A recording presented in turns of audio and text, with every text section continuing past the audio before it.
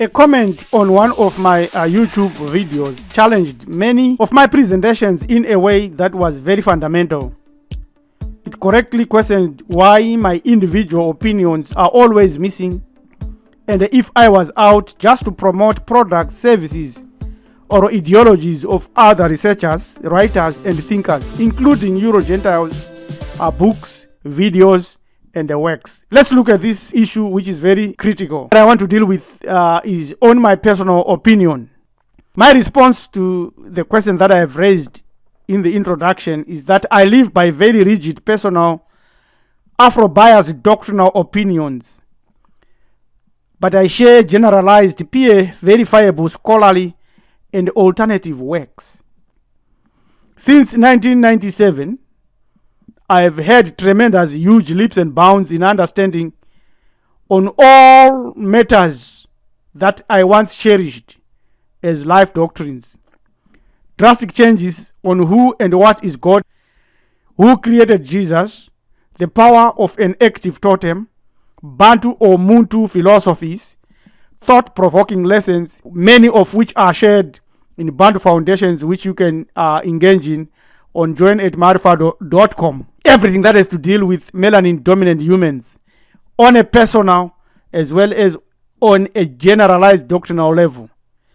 The general outline of my personal opinions, which are very critical and important to anyone who watches Hamiti Iburu Ethics Marifado videos, is that I've got a number of these doctrines, like the creator is nameless, not a being, not a spirit.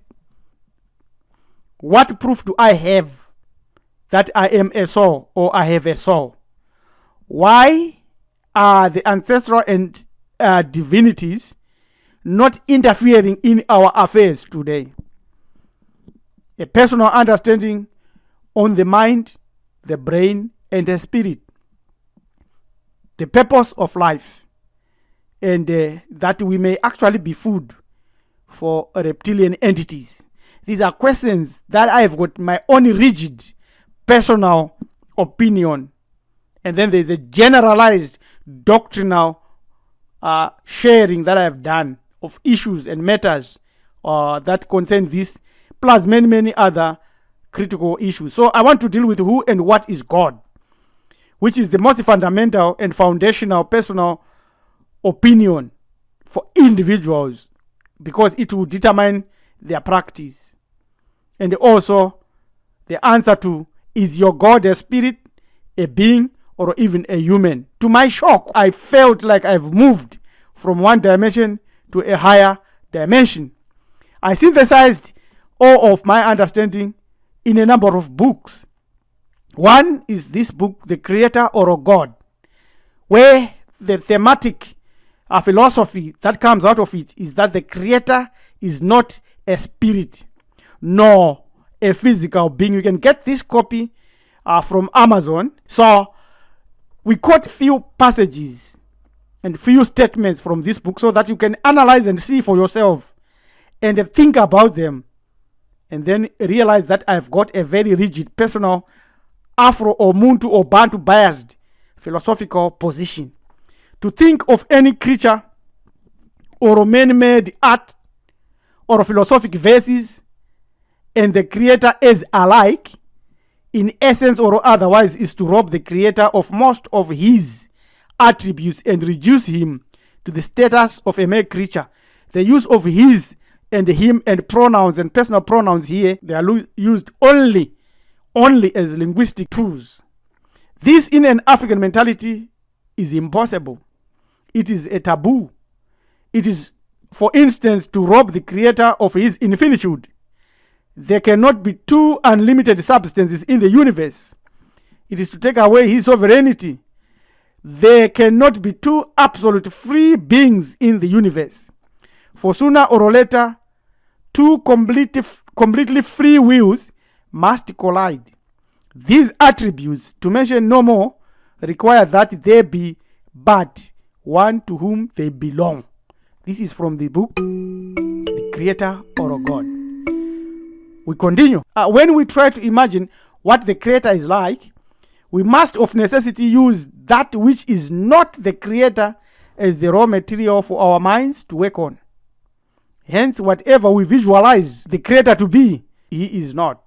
For we have constructed our image out of that which He has made. And what He has made is not what is the Creator. Only the African traditional religion was imageless when it comes to the Creator. So this is one of my very rigid, immovable, personal opinion. What proof do I have that I am a soul or I have a soul? An awakened soul intuitively confirms the non-being, not a spirit creator. The one who dreams when you are fast asleep, that is the real you, the soul.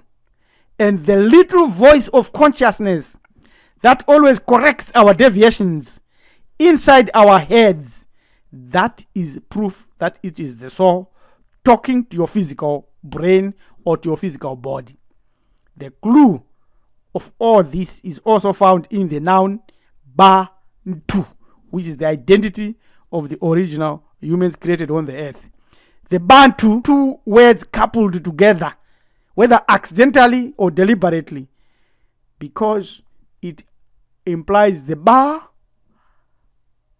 which is the life or the soul, Umo Ya. That's why we are saying the Creator cannot have a name, because Ya is part of Moya. This is a Bantu word, Moya or Mweya. Ntu is the flesh, the carbon flesh, melanin dominant flesh or black flesh.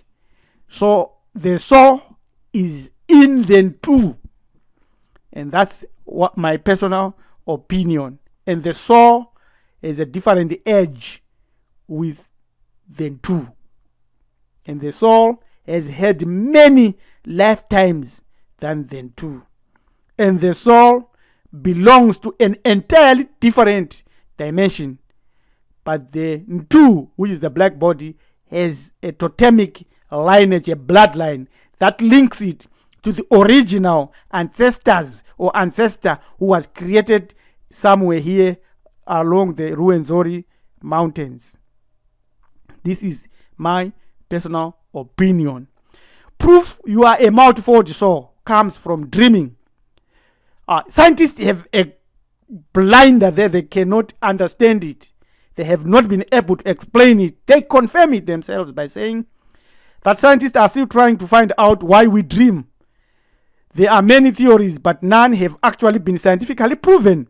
I've just proved to you that because the dreamer inside you is the real you, is the soul, a multifold soul. At the present moment, we know 9 parts of that single soul, commonly called spirit by others, but it's not spirit. It's a soul. It's the real you. There are 2 main theories as to why we dream: the physiological theory and the psychological theory. So they are trying. The physiological theory focuses on how our body, mainly the brain, function during the REM stage of sleep. This theory believes that we dream to exercise the pathways brain cells. It also believes that during the first 2 years, this is what happens in one's life. But that's all bound to be wrong and not correct, because they have not proved it. But I have proved to you that because you have got a soul, you are a soul. The soul is the dreamer. This is my personal opinion. I have to share it with you. So why are the ancestral as well as divinities not interfering in our affairs? This is a very critical question indeed that we need to address and to answer. But I have my own personal opinion. Many of my sharings and many of my YouTube videos share on YouTube, and many of my writings, I try to verify some of my opinions using other scholars, greater thinkers than myself. So I do not stand on my own feet, but I stand on the shoulders of greater minds than my mind. However, I've got my own personal feelings, personal emotions, personal opinions, and personal philosophy. That's what I'm sharing with you. So this YouTube video is very critical if you are a follower, or if you subscribe, or if you understand what Hamiti Hebrew ethics, Priest Teacher Rabbi L.M. Dwizulu always says. They are personal doctrinal opinions and also I share generalized, peer-reviewed opinions or philosophies. So to answer this question, which is very important, I've got 5 sets of answers to why our ancestors or divinities are not interfering and correcting and assisting us.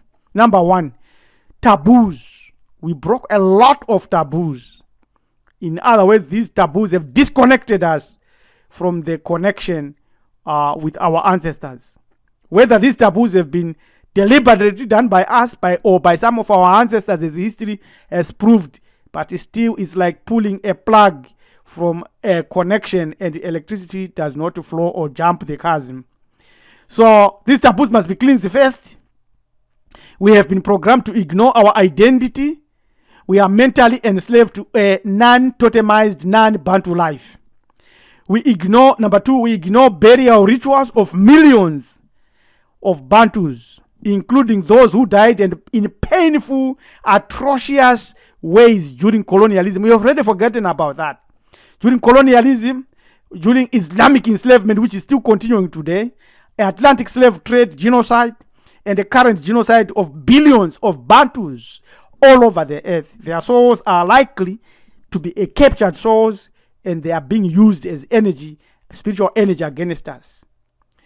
Number 3, since billions are Christians, Muslims, Hebrew Israelites, and are calling our ancestors demons, they block any revered ancestor manifesting for them or for us. Number 4, there is a mutant primate virus, a single life form logic, or simply a virus mutation hominid that has infected melanin dominant humans from birth, and uses our parents, friends, school system, watered down Bantu religion, our governments as carriers. We have been able to discover this virus, but the evidence shows that we are all infected. We are in the experimental stage of finalizing a way to wipe out the memories of this virus first in our brains, in our souls, and in our environment. It's a process. It's a very complicated, complex process. Our researchers are on it day and night. We have had a revolution after revolution, and still we are under black leaders and leadership across all the general ways of life who are infected with this virus.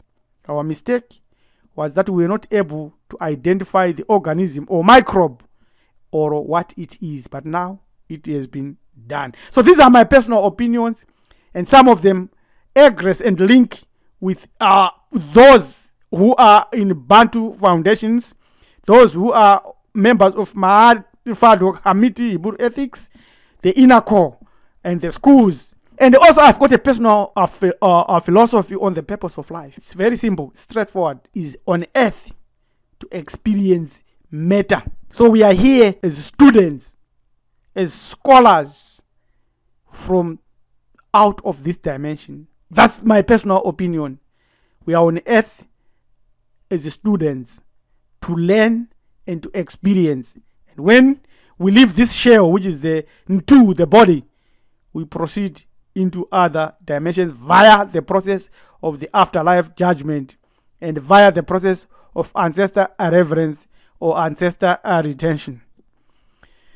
Now, the fact that the creator cannot be known by the soul in tender personal experience while remaining infinitely aloof from the curious eyes of reason constitute a paradox best described as darkness to the intellect but sunshine to the heart. So this is where we say God really needs you, but the creator does not. The creator needs no human worship or human praise. This is my personal opinion, and it was synthesized in the book The Creator or God, Understand It. You have to read that book to come to the understanding of what I say and what I mean. Now, I've got a personal understanding on the mind, the brain, and the spirit. Quickly, the mind is nothing. There is no mind. So it's all a lie. There is nothing called the mind. So the word mind itself comes from the Sanskrit word manas.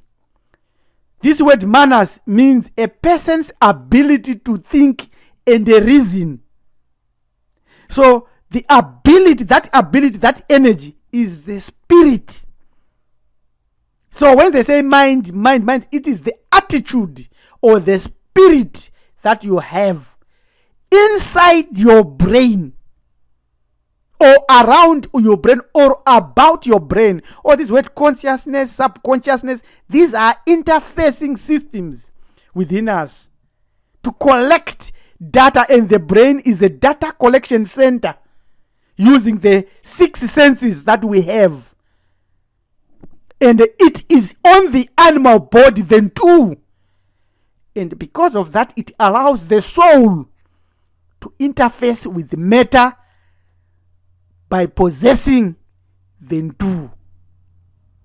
So the body becomes what the foods we eat are, as the spirit becomes what the thoughts are. It's an ancient Hamitic proverb. That's what I have subscribed to. So there is no mind as such, but the mind is the ability for you to think and to reason. And that is in your physical brain. Once the physical brain is gone, the mind is gone. But the record of that interface remains with the soul. And what carries that record is the car. And what carries the car to the next level under the guidance of certain divinities is the bar of that soul. And so the soul has 9 parts, plus minus a few, plus more minus a few. Minus is because we eliminate the physical body, the rene. So the car is that part of the person's soul that is the aspect or part of the universal soul or spirit that lived on after death. The life force, both divine and the personal, symbolize the life-giving energy, and universal spirit, that's the energy we were talking about. Which people say spirit is just a form of energy. So this is my personal opinion and understanding on the mind, the brain, and the spirit. Now, there is another version to all this that we could actually, if we are not very smart enough, be food for the reptilians. This is what needs us to think and cause. This must force us to think and to proceed. So there is the proof that we might actually be, someone might be playing a game on us here. You see that? So briefly then, God, Jesus, Allah, Jehovah, these are not the creator or names of the creator, but they are deities created by human minds or groups of human thinkers.